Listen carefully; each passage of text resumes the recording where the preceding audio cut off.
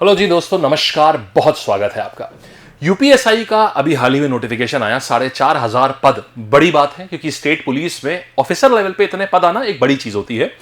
तो अब बात यह है कि यार इसको भरें कि ना भरें। ये वीडियो बहुत ज्यादा कारगर होगा एसएससी और रेलवे के एस्पिरेंट्स के लिए। इसमें क्या चीज है, उनको ये एग्जाम देना चाहिए, नहीं देना चाहिए, देना चाहिए तो क्या बेनिफिट होगा और क्या नुकसान होगा, सब आपको इसमें पता चल जाएगा। पहले मैं सारी एक एक करके सारी बातें बता देता हूं। देखो, इस एग्जाम में आपको 4,543 पद आए हैं, यानी 4,543। ये सारे पद उत्तर प्रदेश उप निरीक्षक माने यूपीएसआई माने दरोगा जिसको बोला जाता है, उनके हैं।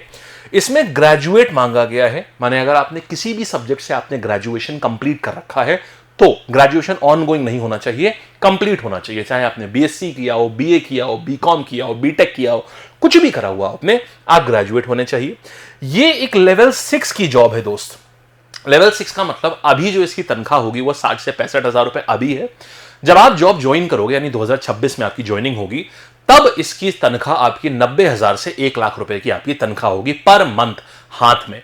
और पावर अलग है। देखो, यूपी में हमेशा बोलता हूं, यूपी की जो पुलिस है, क्योंकि मैं खुद भी यूपी का रहने वाला एक व्यक्ति हूं, यूपी की पुलिस बहुत मॉडर्न है।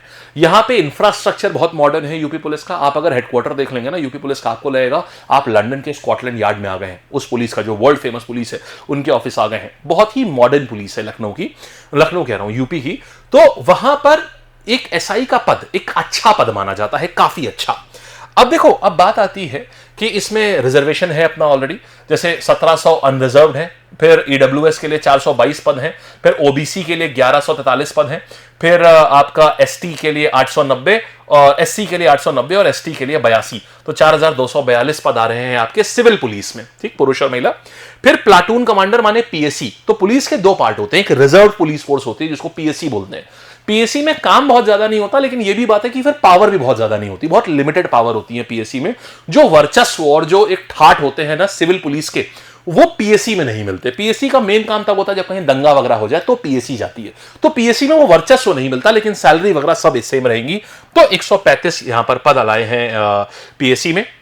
इसके बाद यहां प्लाटून कमांडर, ये विशेष सुरक्षा बल जो है, स्पेशल सिक्योरिटी फोर्स। आपको पता है उत्तर प्रदेश ने अभी 2-3 साल पहले, कुछ सालों पहले स्पेशल सिक्योरिटी फोर्स लाया था, जो कि एक यूनिक फोर्स है। दंगा वंगा रोकथाम के लिए, भीड़ को कंट्रोल करने के लिए फोर्स होती है। तो वहां पर 50 पद हैं और 106 जो है, 106 पद जो है, ये महिला बटालियन के लिए अलग से निकाले गए हैं। अब ये सिर्फ महिला अभ्यर्थी के लिए है। हमारा ध्यान आम मेजरली जो रहेगा वो इनके ऊपर रहेगा, 4,242 पद जो ये वाले हैं, क्योंकि इनमें जो आपने देखा है ना, जो एक पावर होती है, प्रेस्टीज होती है, वर्दी होती है, वर्दी के ऊपर 2 स्टार्स होते हैं, एक ऑफिसर लेवल जॉब होती है, वो यहां पर होती है, ये वाली सिविल पुलिस की जो जॉब होती है। अब देखिए, अब इसमें है क्या, देखो 12 अगस्त से इसके फॉर्म फिलिंग जो है ये शुरू हो गई है और 11 सितंबर तक इसकी फॉर्म फिलिंग चलेगी। आपको ओटीआर कराना पड़ेगा, वन टाइम रजिस्ट्रेशन, जिसका कि लिंक मैं नीचे डिस्क्रिप्शन में डाल दूंगा। आप वहीं से सीधे अपना ओटीआर करा सकते हैं। इसके बाद देखो, फिर आपको करना क्या, एप्लीकेशन फीस कितनी है, 500 रुपए है सामान्य वर्ग या ईडब्ल्यूएस वर्ग या ओबीसी वर्ग के लिए, और फिर एससी एसटी के लिए 400 रुपए है। ये एप्लीकेशन फीस है यहां की। फिर बात करेंगे कि यहां पर एक बहुत बड़ी बात आ रही है एज की। सर, क्या मैं एलिजिबल हूं इसके लिए? देखो यार, इसके लिए ना बहुत लिमिटेड एज रहती है। इसकी एज जो रहती है 21 से 28 साल तक की ही एज रहती है। लेकिन बहुत गजब बात आ गई है कि उत्तर प्रदेश सरकार कोविड वाले जो 3 साल की छूट थी वो अभी भी दे रही है। ये बड़ी चीज है। तो अभी यहां क्या है, वैसे तो 28 साल तक होता है, 21 से 28 साल के लोग ही अप्लाई कर सकते हैं इसको। अभी 3 साल की छूट दे दी, यानी जनरल कैटेगरी में आप 31 साल तक आप अप्लाई कर सकते हो। 21 साल से 31 साल तक आप अप्लाई कर सकते हैं। इसके बाद में अनुसूचित जाति, माने अगर आप एससी कैटेगरी के हैं तो 5 साल का रिलैक्सेशन तो आपको ऐसे ही मिलता है, माने आप 36 साल तक आप अप्लाई कर सकते हैं। 36, मैं यहां लिख देता हूं, जनरल जो बच्चे हैं वो 31 ईयर्स की एज तक अप्लाई कर सकते हैं। बहुत बड़ी बात हो गई है। फिर ओबीसी जो है, सॉरी एससी जो है, ये बच्चे 36 साल तक के बच्चे जो हैं, वो तो मुझसे भी बड़े हो गए भाई ये तो 36 साल तक के जो युवा हैं वो यहां पर अप्लाई कर सकते हैं। और एसटी भी जो है, ये 36 साल तक एसटी जो वो लोग हैं वो भी अप्लाई कर सकते हैं। ओबीसी भी जो है, अन्य पिछड़ा वर्ग जो है, ये भी आपका 36 साल तक अप्लाई कर सकते हैं। फिर राज्य कर्मचारी, अगर आप उत्तर प्रदेश एक राज्य किसी भी आप ऑफिस में किसी भी कर्मचारी पद पे हैं तो भी आप 36 साल तक आप अप्लाई कर सकते हैं। तो यहां पर एज लिमिट बहुत बढ़िया दी गई है यहां पर। फिर देखिए सर, पेपर कैसा आता है। देखो दोस्त, पेपर यहां पर क्या होता है, 160 प्रश्न आएंगे, हर प्रश्न आपका 2.5 नंबर का होता है और 400 नंबर का टोटल पेपर होता है। 2 घंटे का समय मिलेगा। 2.5 नंबर का आपका एक सवाल होता है। 160 प्रश्न आते हैं, 160 इंटू 2.5 करोगे 400 हो गया। अब यहां देखो सेक्शन 1 यहां पर क्या है, ये हिंदी आती है, ये आपके पेपर से एक अलग है। हिंदी आएगी जो कि 40 प्रश्न आएंगे, 100 अंकों का होगा। फिर मूल विधि, संविधान, सामान्य ज्ञान। ये सामान्य ज्ञान करंट अफेयर्स होता है जो आप ऑलरेडी पढ़ते हैं। संविधान माने कॉन्स्टिट्यूशन, ये आप ऑलरेडी पढ़ते हैं। बीएनएस आपके लिए एक नया सब्जेक्ट है। मूल विधि पहले इसको आईपीसी बोलते थे कि ऐसे सवाल आते हैं आईपीसी की धारा 302 में क्या होता है, अब वो बीएनएस हो गया कि जो भारतीय न्याय संहिता है उसकी धारा 307 में क्या होता है। तो ये पढ़ने वाली चीज होती है, इसको आप 1 महीने में तैयार कर लेंगे, 1 से 1.5 महीने, उससे ऊपर कुछ नहीं होता। आपको मैं बोल रहा हूं बीएनएस, आप बहुत सारे बच्चे बीएनएस से घबरा के करते हैं, अरे हम है ना इसके लिए, परेशान क्यों होते हो।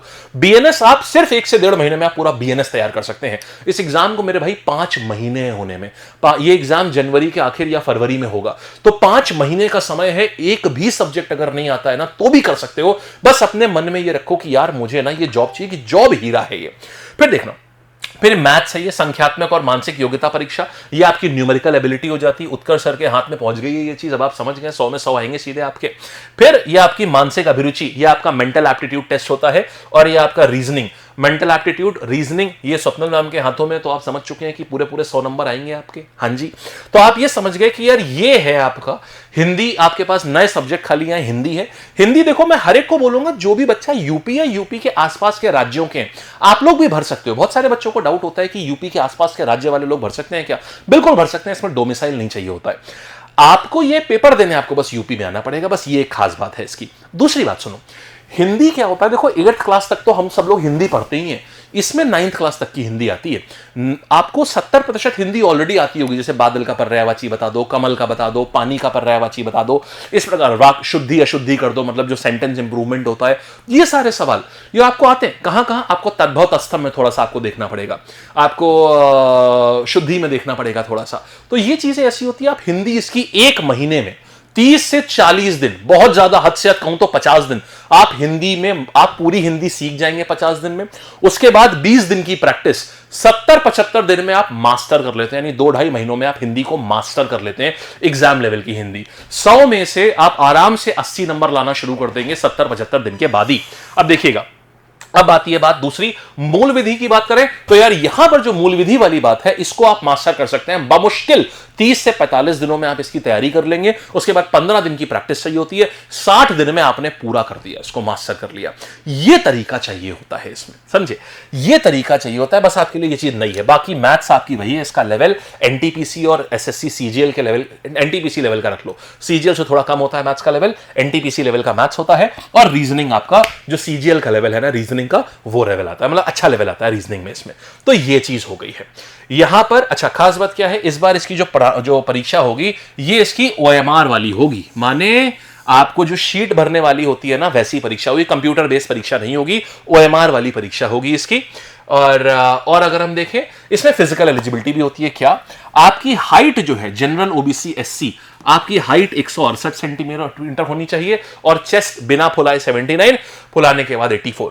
फिर एसटी में आपका ये है, महिलाओं के लिए जो हाइट है वो आ जाती है आपका क्या 152 सेंटीमीटर सिर्फ हाइट रिक्वायरमेंट रहती है, और एसटी में 147। तो पुरुषों के लिए ये, महिलाओं के लिए ये। फिर फिजिकल के में सर कुछ और भी होता है क्या इसमें? नहीं, सिर्फ रनिंग होती है। ये रनिंग आधे घंटे में 4.8 किलोमीटर दौड़ना होता है। ये अच्छा टाइम मिलता है फिजिकल के लिए तैयार करने में। आप एक बार जब ये निकाल लेते हो ना, फिर आपके पास 2 महीने का समय रहता है फिजिकल के लिए, तो आप उसमें सिर्फ रनिंग करनी होती है। आप आराम से ये चीज आप 28 मिनट में 4.8 किलोमीटर आप आराम से उस समय अचीव कर सकते हैं। इसके लिए अभी से आपको कुछ नहीं, अभी सिर्फ आपको पेपर पर फोकस करना होता है। तो ये पूरी चीज आ जाती है। फिजिकल एफिशिएंसी मैंने आपको बता ही दी क्या होता है। अब देखो यहां पर होगा क्या, इसका सिलेबस पूरा मैं आपको टेलीग्राम पे भी डाल दूंगा, नीचे मेरा टेलीग्राम है, उसको वहां से देख लेना पूरा सिलेबस। तो इस और हम जो लैब की ऐप है, सुनना, लैब की जो ऐप है ना, नीचे डिस्क्रिप्शन में ऐप का लिंक होगा। लैब की ऐप के ऊपर इसके प्रीवियस ईयर पेपर भी हम डाल देंगे। प्रीवियस ईयर पेपर के बाद में इसका जो सिलेबस है वो भी हम डाल देंगे। आप आराम से जाकर के उन प्रीवियस ईयर पेपर और सिलेबस दोनों को देखिए जाकर के, ठीक है।